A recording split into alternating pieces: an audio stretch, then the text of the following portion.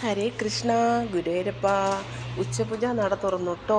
നമ്മുടെ കണ്ണനിന്ന് നമ്മളെ അനുഗ്രഹിക്കാനായിട്ട് ശ്രീലകത്ത് എത്തിയിരിക്കുന്നത് വലത് കൈയിൽ വെണ്ണ ഉരുളയും ഇടത് കൈയിൽ തൻ്റെ പ്രിയപ്പെട്ട ഓടക്കുള്ളും പിടിച്ചുകൊണ്ടാണല്ലേ. എന്ത് സുന്ദരമായിട്ട് പുഞ്ചിരി വെച്ചുകൊണ്ടാണ് നമ്മുടെ കണ്ണൻ നിൽക്കണേ.